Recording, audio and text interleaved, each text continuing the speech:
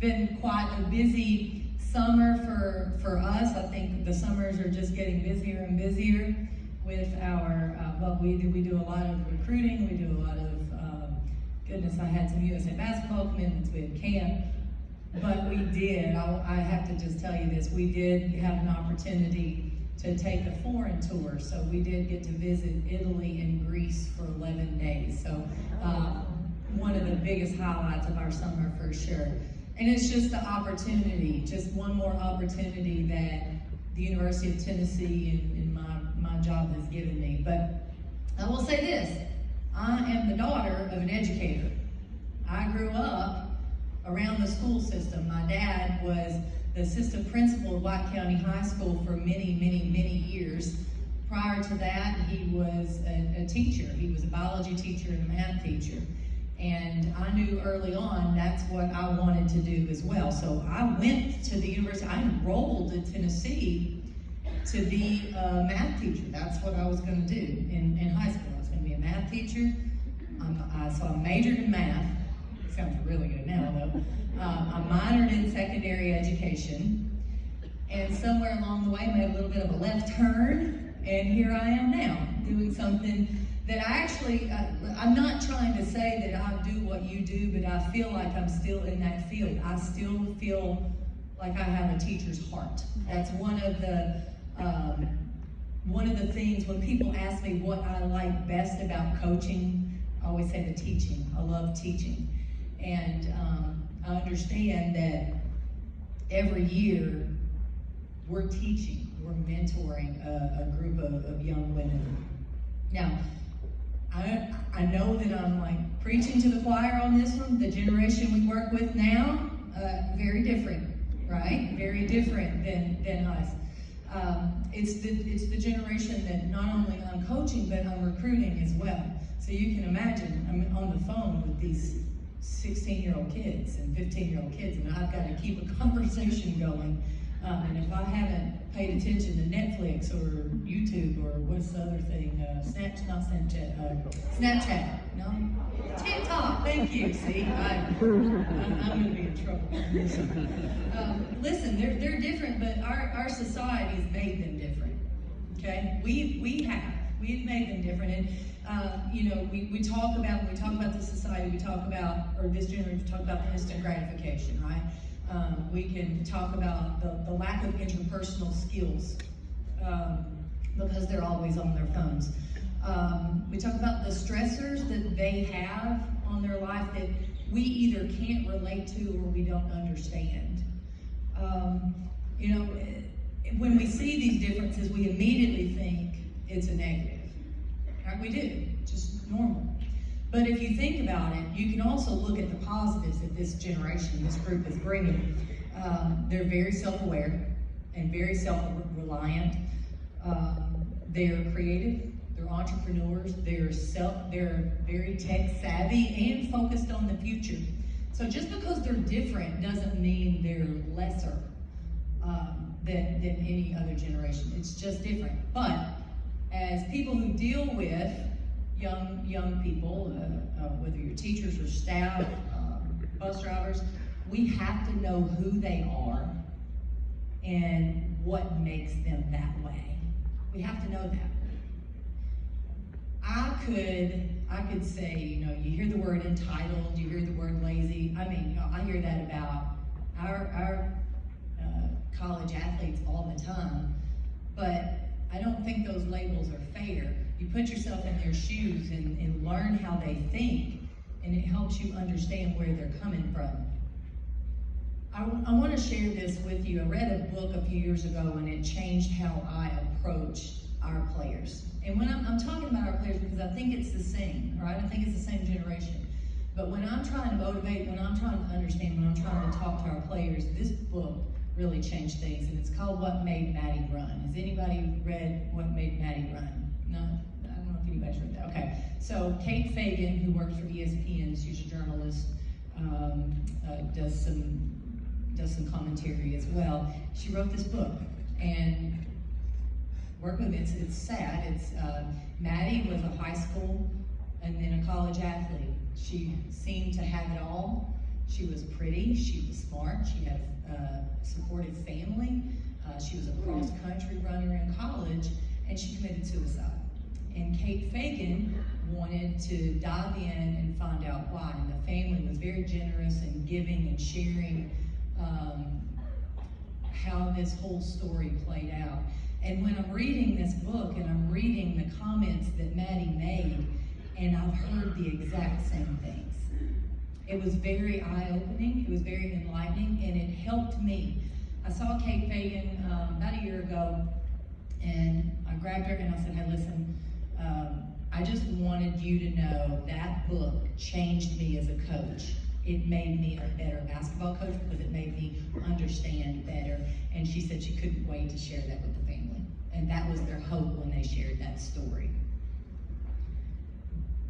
So obviously that world is very different than the world I grew up in, right? And for most of you too. And I can imagine some of the veteran teachers out here and how your world has changed, whether that's curriculum, safety, mental health, accommodations, the rules. So many things have changed. In our world, things have changed drastically as well. For us, you've probably heard, if you pay attention, there's this thing called NIL, name, image, likeness. Our players can basically make money on who they are now.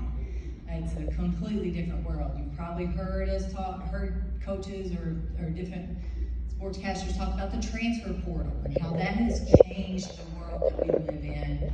You don't like where you're at, you just up and go somewhere else. All right? It's very, very different.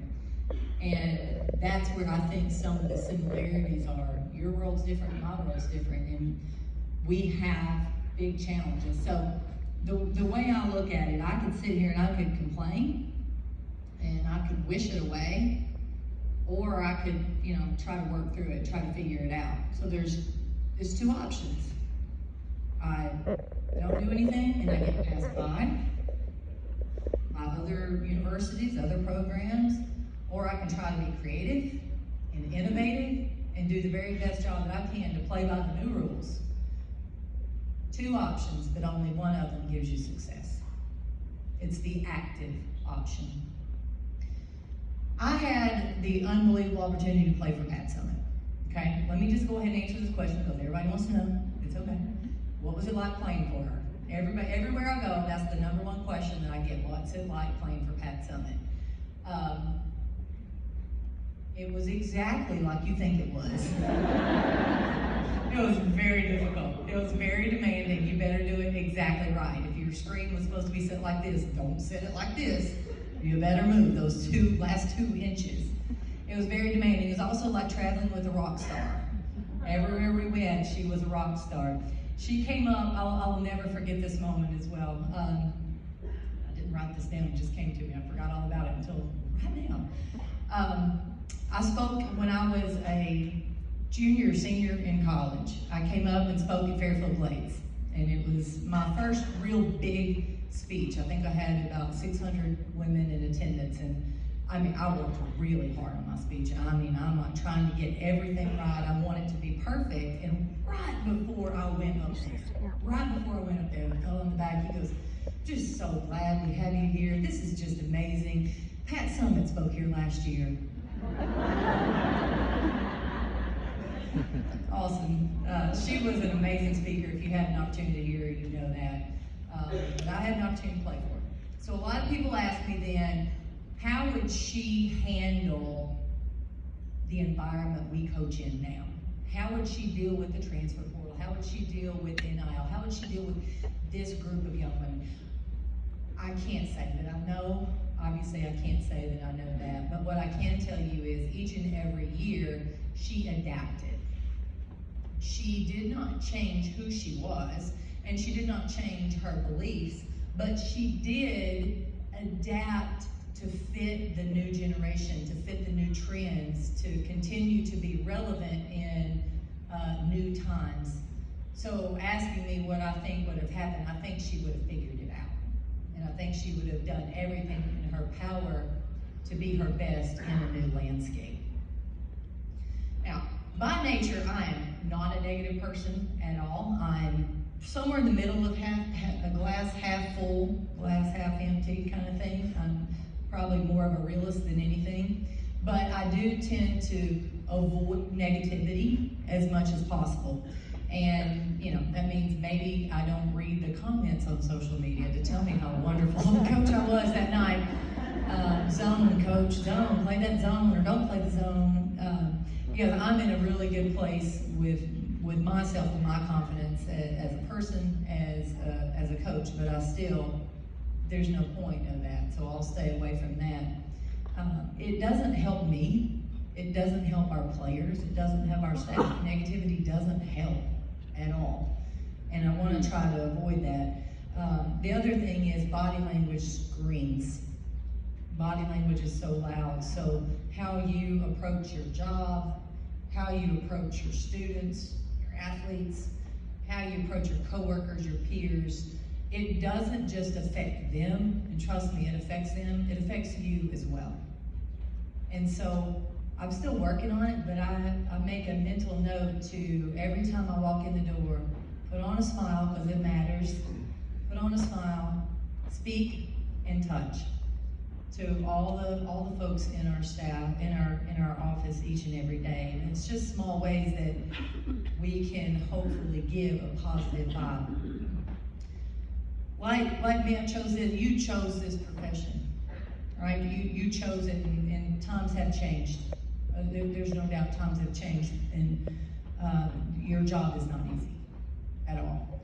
But the reason you chose it, I'm assuming, is still there. You have an ability, you have an opportunity to make a difference. You really do. To me, you have impact. Probably more than anyone else, other than parents. You're it. You get to make the biggest impact. For some of you, for these kids, you are their motivation. You are their inspiration. You're their light. You're their love. You're the reason they try. And to be quite frank, a lot of you are going to be the reason they succeed. You don't just teach the future leaders, you have the future in your hands. Now, that is an enormous responsibility. I can relate to an enormous responsibility. I'm the head coach at the best women's basketball program in the country.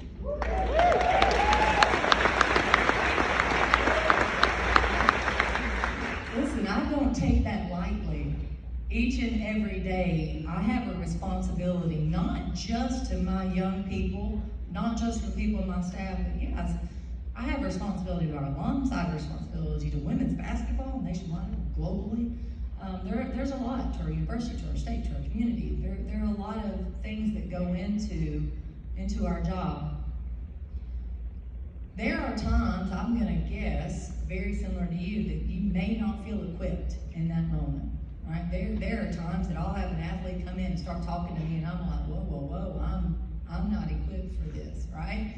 I think everyone's been there at some point. And it's in those moments that you have to do your best. Every day I make about what feels like a million decisions, like a million. Which is why at the end of the day, when my husband says, "Where do you want to eat?" I really don't care. Anybody pick but me. I'm so tired of making decisions for the day. But in those decisions, I don't get it right all the time. I don't. I try. I know I try. And I try to be fair.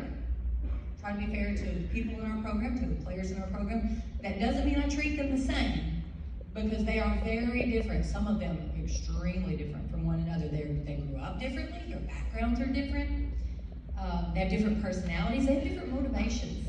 So I have to treat them differently, treating them fairly. But every night, when I lay down, put my head on that pillow, I can go to sleep. I can go to sleep, not because I was perfect that day, not because I got everything right, but because I tried. And I know I tried, and I give myself some grace because I know that I'm trying to do it right. and make the best decisions possible in those moments.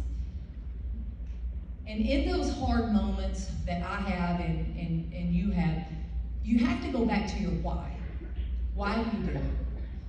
You know, why, what is your why? I enjoy what I do.